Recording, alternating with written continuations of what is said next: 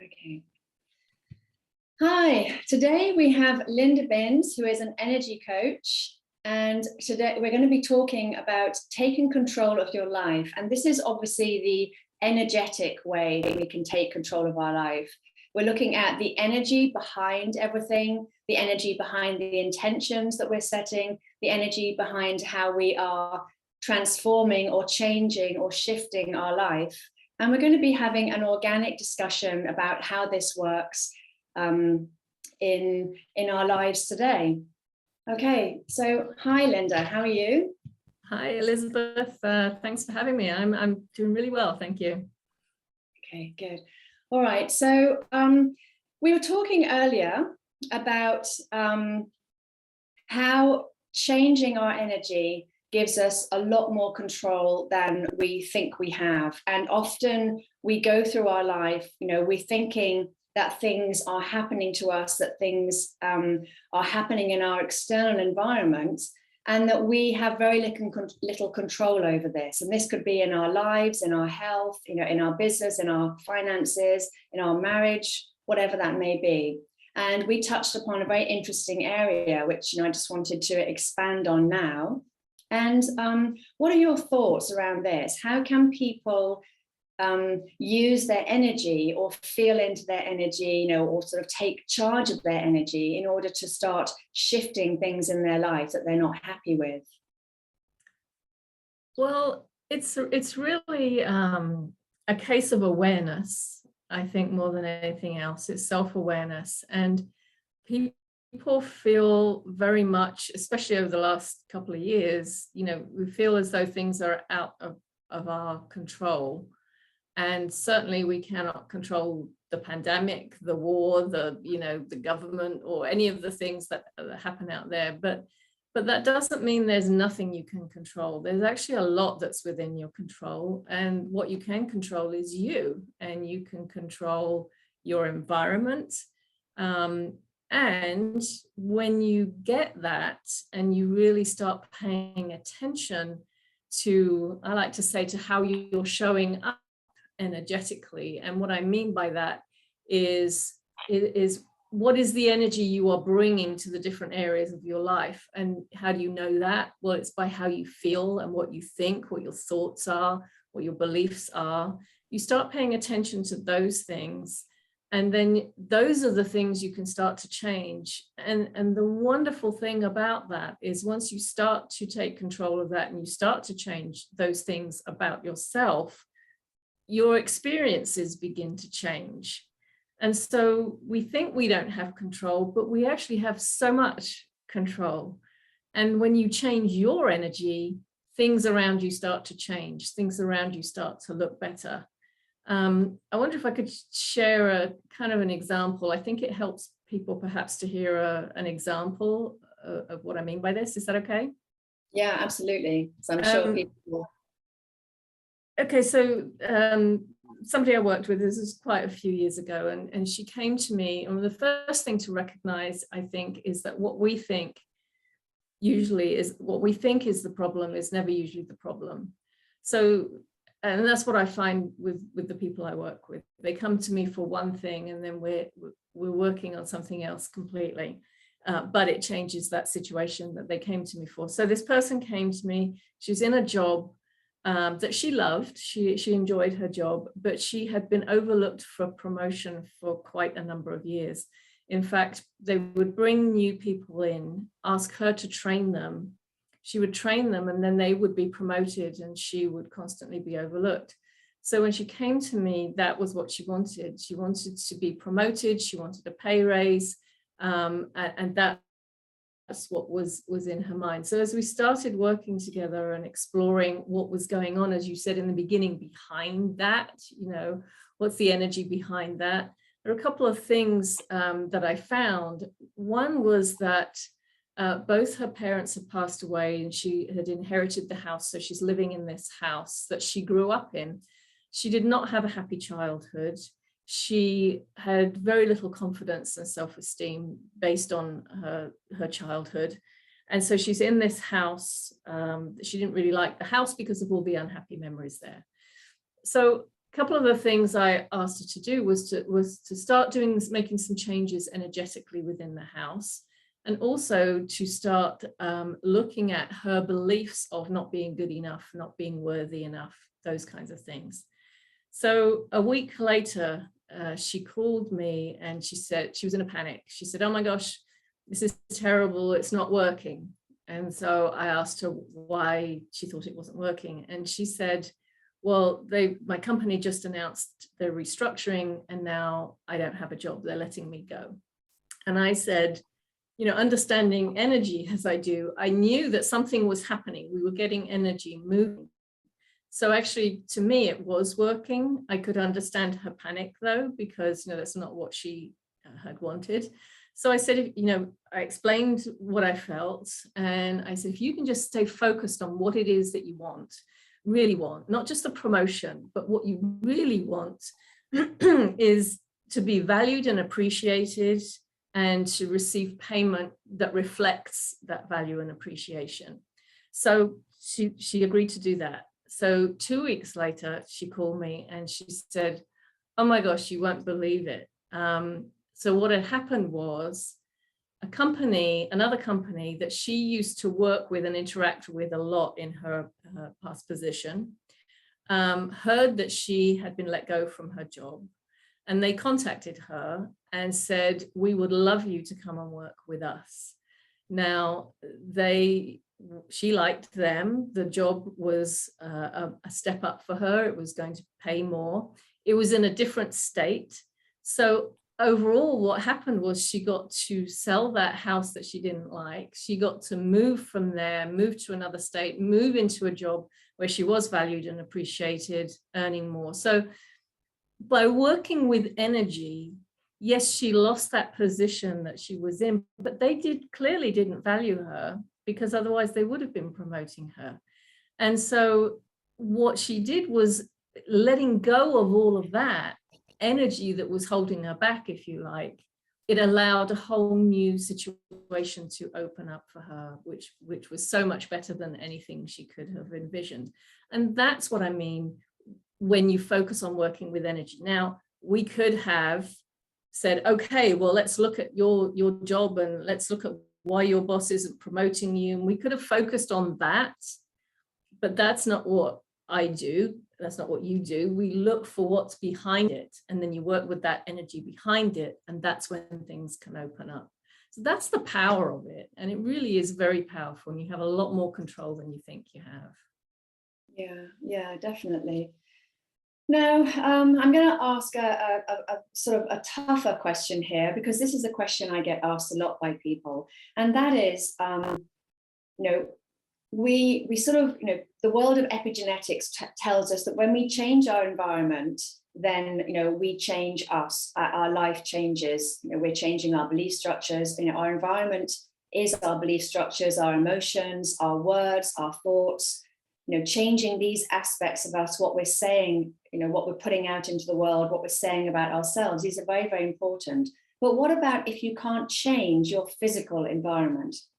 How do people work with that? Because I meet so many mothers who can't change their physical environment, and they feel very stuck in the life that they're living. What would you suggest for that?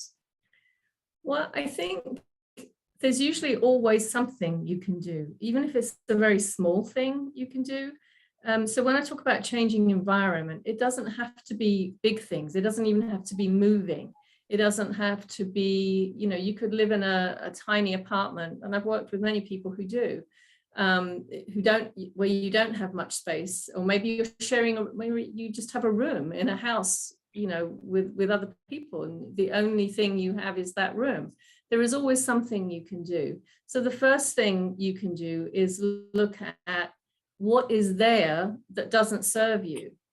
I talk a lot about the energy of things and the things we surround ourselves with, and everything that you have has energy associated with it, but it also has our memories and associations attached to it. So, for example, if you have something in your environment that has memories and associations that are not good, perhaps reminding you of a very difficult time in your life, for example, you don't want to have those things around you. So maybe it's that you could let go of something. Maybe it's that you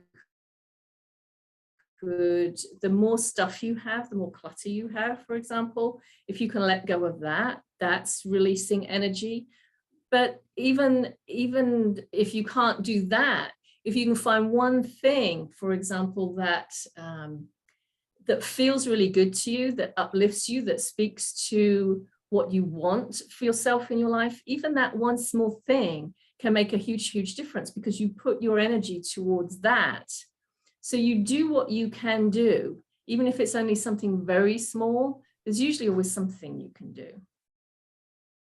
So what you're saying is that we can declutter our life, because when we're letting go of things, we're also letting go, of the attachments, the memories, and we're creating then more energetic space in our field. And we can then focus on what it is that we want. And yeah, because there's nothing that pulls your energy down more than having stuff around you that you either don't need, use, want, or love.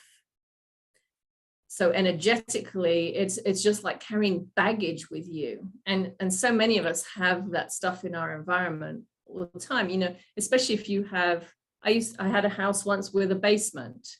And at the time I thought, oh, this is great. We have a basement, lots of storage, when we moved from that house, and I thought I was quite good at letting go of stuff. I get rid of stuff regularly, but there was so much in that basement. And I was looking at things and thinking, why was I keeping this? But it was so convenient, because you had something, if I had something that I wasn't necessarily using or didn't really need maybe anymore, but I wasn't quite ready to get rid of it, or I wasn't sure what to do with it.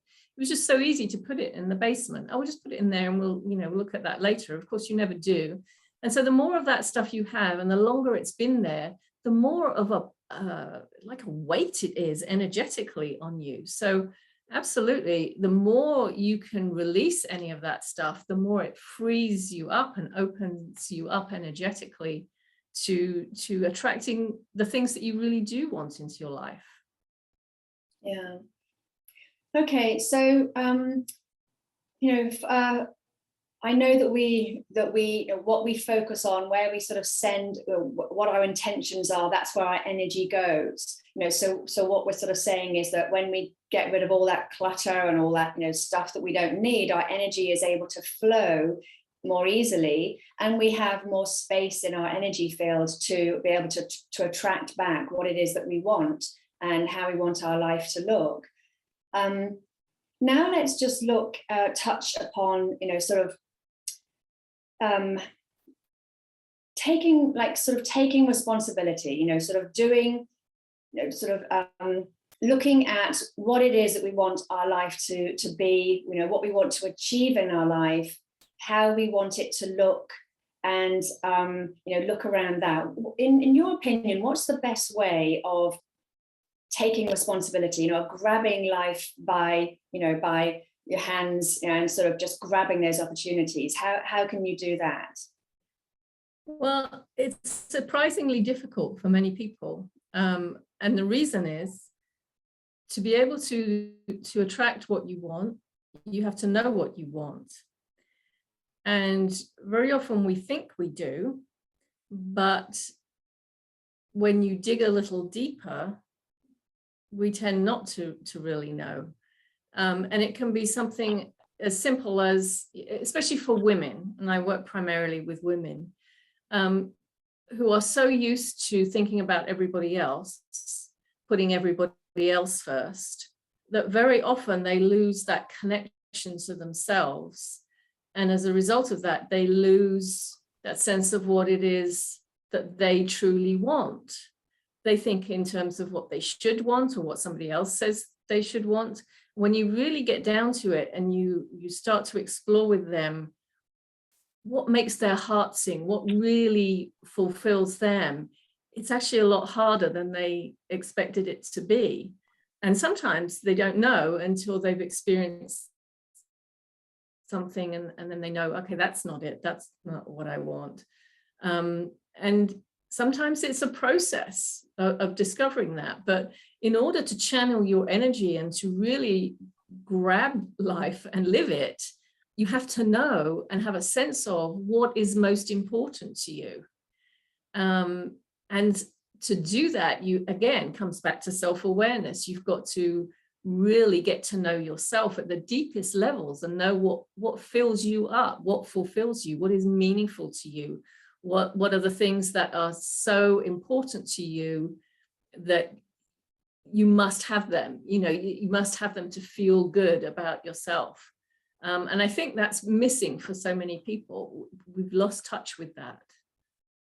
Yes, and this is why when I work with people, I talk very much about life vision, and sort of we look at the big picture, because I think once people start to get down into the lower level, as you say, life takes over, and they're sort of, but what about this? And what about this? And maybe I want this, and and there's too much going on, there's too much clutter, as you said. So lifting them beyond everything and, thinking about, right, what is your life vision? What do you want your life to mean? What do you want to look back and be proud of?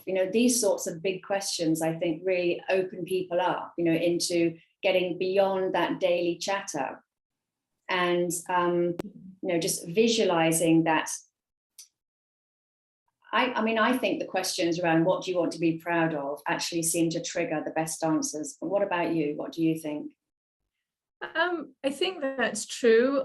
My experience in working with people has been that many people, again, don't know how to answer that. And especially when you start, if you ask some people about big vision, sometimes the question is, what do you want your life to be like in 5 years or something like that, thinking of a bigger vision. They don't know how to answer that. And then they feel stressed because they feel they should know how to answer that. And so sometimes I think those are great questions to ask, and I think it's really valuable, but some people can't go there yet. For some people, they have to take it at a much slower pace and just figure out what's important to me today, what feels good to me today. And then they can just gradually start to open up and perhaps get to a point where they can see that bigger picture. Yeah, because it's all about feeling, isn't it? And as you were saying before, energy is feeling. Mm-hmm. So sitting in the feeling of what it is you want your life to look like. And of course, when we get down to the nitty gritty, it's always to be happy, isn't it? That's the fundamental aspect. Well, we want to be happy, we want to be fulfilled. I think we want our life to have meaning. Most people do, because I think sometimes, or very often, not sometimes, very often what happens is and I know this happened for me, you just kind of go along in life and you go where you're kind of led or told to go, or things just kind of happen if you have no kind of idea what's important to you and what direction you want to go in, until one day you kind of wake up and think, well, is this what I want for myself? Was this it? And then you start to question, and that's the point, I think, when perhaps when we feel that we're being invited to really reconnect with ourselves and figure out who we are and what's most important to us and what we want. What is meaningful and fulfilling to us? Yes, I totally agree. Meaning and fulfillment. And that actually, takes me back to something that we were talking about before, and this sort of where your whole world implodes, if you like, collapses, where, maybe, you just have multiple health issues, maybe you just have multiple issues around money, or, like just things are just feeling like, oh my God, as you said, it's just, everything just explodes. And, we touched upon this, but I think it would be interesting to talk about this as well, so is this a sort of a sign, do you think, when life starts to happen like this? I do. And I was talking to somebody just a few months ago, and she was talking about this, and she said, she had the perfect life. She had a wonderful husband, a beautiful home. She'd had a good job. She left her job. She had 2 beautiful children. They had money. Life looked perfect, and she was miserable. And then she was guilty for feeling miserable because I have all this and I shouldn't be feeling guilty. And she said this built and built and built within her until she reached kind of a breaking point. And she said, I couldn't do anything. I felt like I wanted to run away from my life. And then, of course, feeling guilty for wanting to run away from her life. And she said, I spent a whole year, it was almost like in a breakdown, but she said, I really felt paralyzed, like I couldn't do anything. But within the course of that year, that was when she started to have this return, if you like, to herself, and start to figure out, well, what is important to me? Why am I feeling like this? What is missing from my life? What do I need to have in my life to feel fulfilled? And then little by little, she began to figure that out and ensure that she had those things in her life. And then she was able to enjoy all the wonderful things she had. But what was missing was that connection with herself, because she just reached that point where she couldn't take it anymore. And what would you suggest for people who have multiple health issues? Because this is another area as well, where things just keep going wrong. What would you suggest for people like this? Well, a couple of things. I mean, obviously it depends what it is. It depends on the person. So many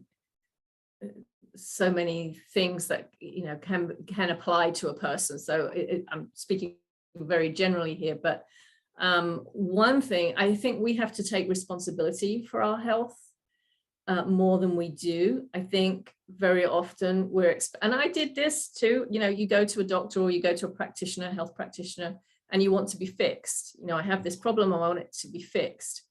One of the things I've discovered for myself, I discovered I was a highly sensitive person, and that means there are many things that go along with that. And I also discovered that just kind of naturally, most of my clients tend to be highly sensitive people.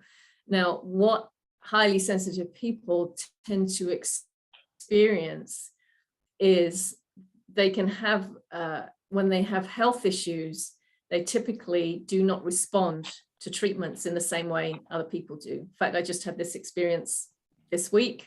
I've had an issue with my foot. I've had some treatment for it, and went back to the doctor for a follow-up just a couple of days ago.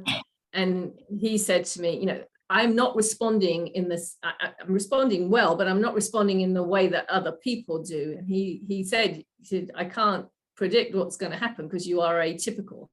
Now, I would say every health practitioner, doctor, whoever I've seen for whatever issue I've had, has ended up saying words along those lines to me.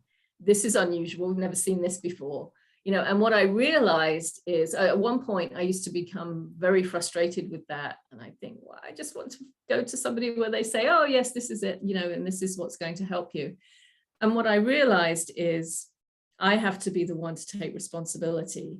So I do my research. I pay attention to myself. I know what's going on with my body. And then I can see the professional, and I have to make sure I see a professional who will listen to me and not dismiss what I'm saying or feeling. And then I can work with that. So I think we have to take more responsibility. It's one of those things like nobody knows your body like you do. So if you're feeling something, something's not right, trust yourself, right? Because again, it's that, what can you control? Your body is telling you something. You know your body better than anybody else. And yes, you consult with health practitioners, but you can see it as you are helping them to help you by you being more aware of what's going on with you and what affects you. And it doesn't matter if it's not like anybody else, if you don't respond in the same way as anybody else. You come to know that and trust that for yourself. And I don't know if that really answers your question, but I hope it Yes, does. it does, you know, so you're in the driver's seat, you know, but what I, you know, what I also do, you know, is sort of feel into that part of your body, you know, go into a meditative state, feel into that part of body and talk to it, because consciousness, you know, which underpins everything, even the subatomic world, consciousness is flowing through all of us all the time. And what we now understand is that consciousness has a voice, and you know, it even, you know, we can even see consciousness, you know, through the mind's eye, but we can speak to consciousness. Everything has a consciousness, and so we can talk to different parts of our body, and our body will talk back to us, you know. And it may not be that, you know, the body will turn around and say, oh well, you know, you've got this. The body will answer in a way, and it will tell you, you know, what is the pain, what is the trapped memory, you know, where has this sort of disease, if you like, you know, evolved, grown from, you know.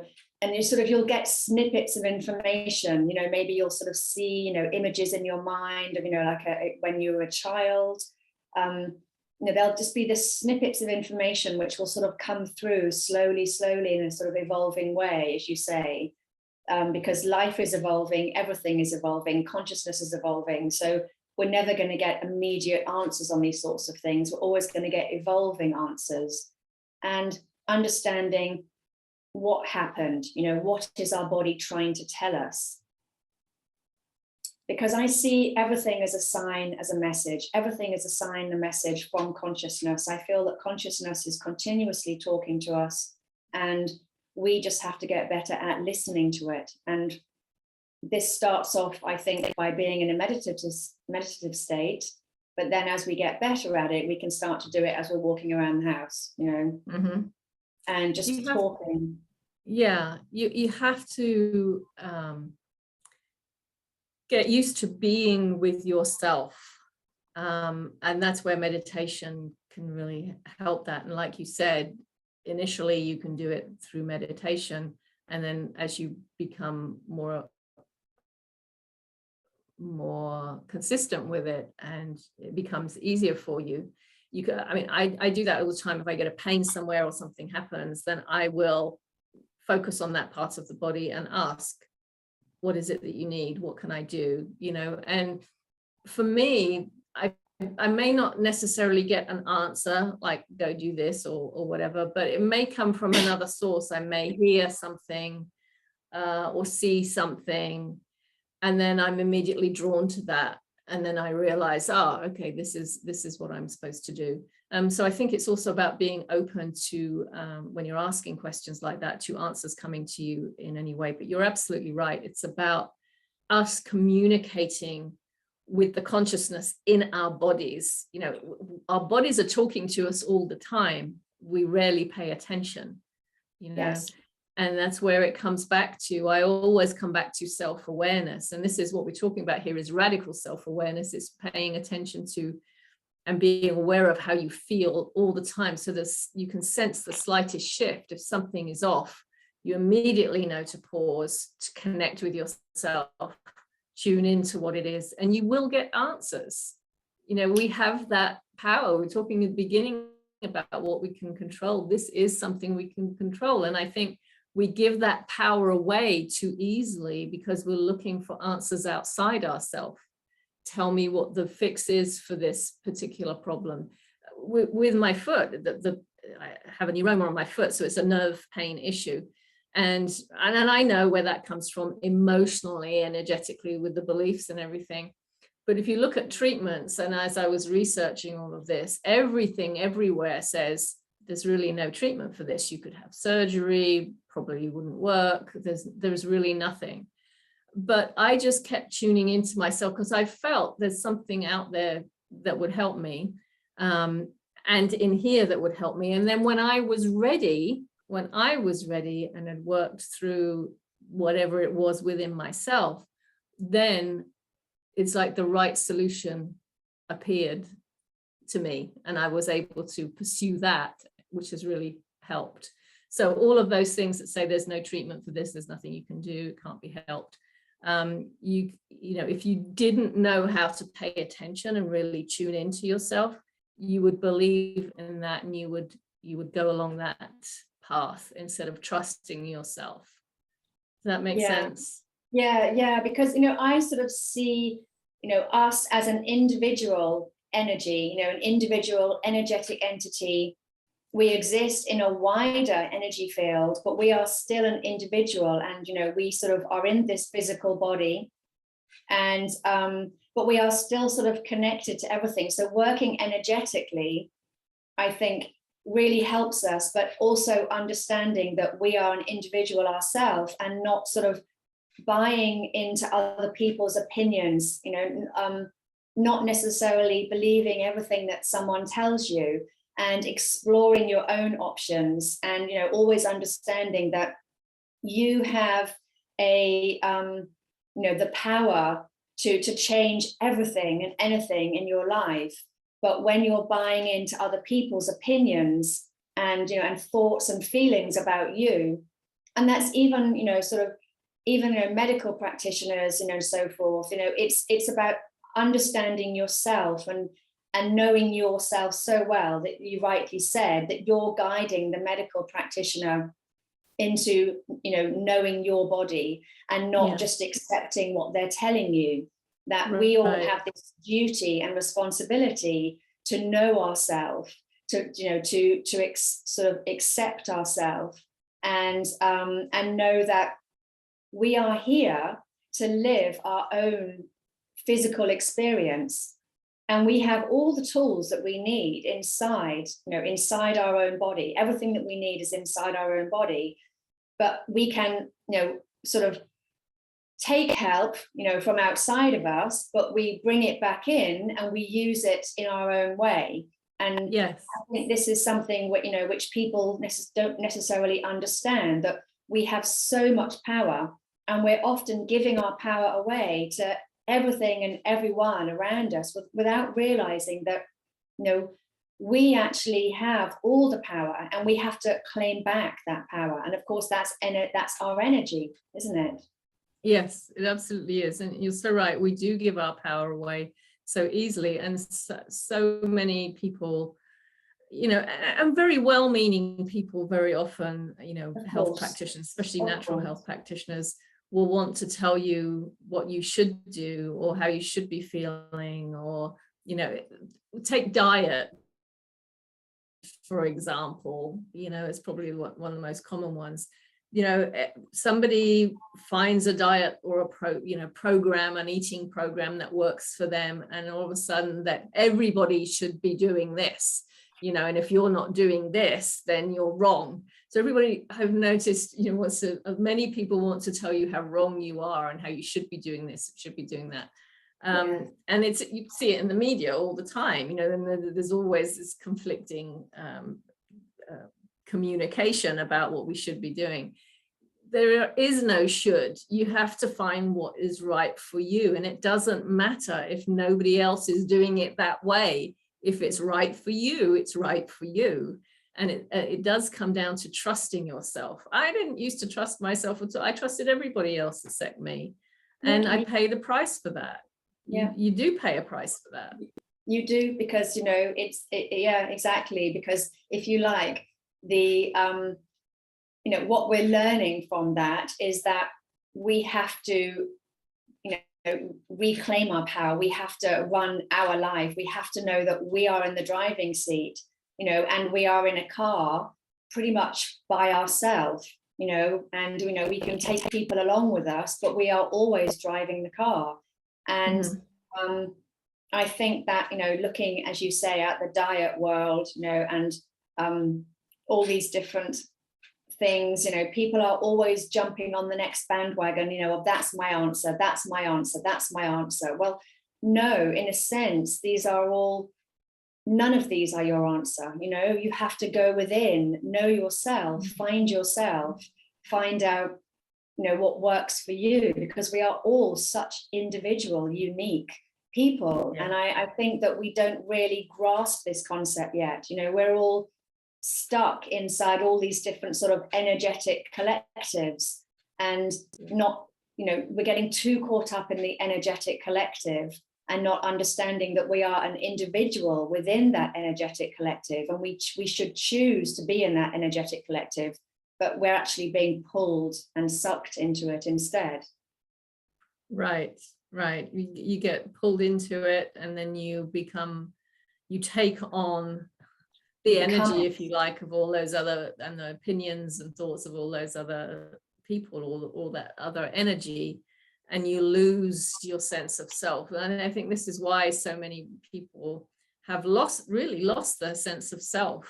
And it is a lot about returning to that and learning to reconnect with yourself and discover, as we were saying earlier, what is important for you, what works for you, what doesn't work for you. Only you can know that. Nobody can tell you. I always say to people as a coach, I don't know what will work for you. I don't. My job as the coach is to help you find what will work for you, find what's important to you. So if somebody comes up to you and says, oh, this is what you must do, this, and this, run away, because how can they know, that what's going to work for you? You are the only person who can know. Yeah, the problem is that that's not appealing to people. People are still buying into the do this, because of fear and not trusting themselves and not believing in themselves. The power of belief and people not believing in themselves, is huge in our world, huge. It is. I think when I really, really got this, because as I said earlier, I didn't have much confidence and self-esteem growing up. I mean, it's really taken me years to build that. And I tended to trust everyone else rather than myself. And one of the biggest examples of that, several years ago, I had a friend and I helped her start a magazine. She's a writer, and this was a dream of hers. And I was excited at the prospect, and I said, I love to start things, pull people together and start a project. So I said, I will help you do this, and I'll stay with it. I pulled the team together and I made sure everybody knew I will stay with this until we get the first issue ready to go. And then it's I will back away from it, because this is not something, it's not my passion. I'm not going to continue to run it. That's not what I want to do. And so when that day came and the whole board was sitting there, and I was saying to them, now it's time for me to leave, they were all saying, oh no, you can't go, what are we going to do, well, on all of this. And I allowed myself, even though I knew it was not right for me, I allowed myself to pay attention to that and to be persuaded. And so I said, okay, well, I'll stay a bit longer. I'll stay until, it reaches this point. And after that followed about probably 5 of the hardest years of my life, because I felt trapped in that. And it was only through my own fault, because I had ignored what was right for me. And it was really difficult, because I knew that's not what I was meant to be doing. And yet I signed up for it. So I had to stick with it. And so I had 5 years of real struggle until eventually we sold the magazine and I was able to leave that. But it was at that point I vowed to myself, never again would I go against what I felt was right for me. Didn't matter what anybody else said, how much people tried to persuade me otherwise. I was going to learn to trust myself. An expensive lesson, but I learned it eventually. Yeah, I think that's a common problem among coaches. We all have big hearts, we can all see the issues and we just want them to see it, but people, they see these things in their own time. And, to a certain extent, as you rightly say, although it's tempting to tell people the answers, it doesn't work. They have to find the answers for themselves. That's the only way that they're going to be able to change things in their life and move forward. I think, we sort of both know that. Yeah, I did have a coach years ago who said to me, people want to be told what to do. They want to be led. And I think that's true. I think people do. But what we have to do is learn to lead ourselves, learn what's right for us, and not so that we get to the point where we don't need somebody else to tell us what to do. We're not looking for that, but trusting ourselves instead. Yeah. Okay, right. That's been a great conversation. Thank you so much. And yeah, so tell us about, how we can contact you. What have you got going on in your business at the moment? Do you have anything coming out at the moment? Well, I have a new program that I'm just getting started with. It's called Stuck to Unstoppable. It's really taking people through the whole journey that we've talked about. It's like from where they are right through to learning, letting go of everything that, as we've talked about, that they are not, helping them reconnect with themselves, empowering them to know what's right for them and trust themselves, and really taking them to that point where they're feeling that freedom, that fulfillment, that quality of life that they ultimately want, whatever that looks like for them. So it's a new program that takes them through that whole process. That's my new thing, and I'm focusing all of my energies and efforts on that one thing right now. It's really exciting because it's going to create huge change. But if anybody wants to learn more or connect with me, they can, probably the best way is through my website, which is lindabins.com. And I have a free masterclass they can download if they're interested in that. It's called Practical Energy Masterclass, where I would just talk through all the different aspects of energy, that some of which we've talked about today, and what they can control, how these things affect them, and what they can control, and what a difference that will make when they do. Okay, fabulous. Okay, I'll put the link in the notes anyway, but it's lindabins.com, yeah? That's right, yes. Okay, that's great. Thank you. Thanks very much, and I hope you have a great day. Thank you very much. It's been a pleasure. Thank you, Elisabeth.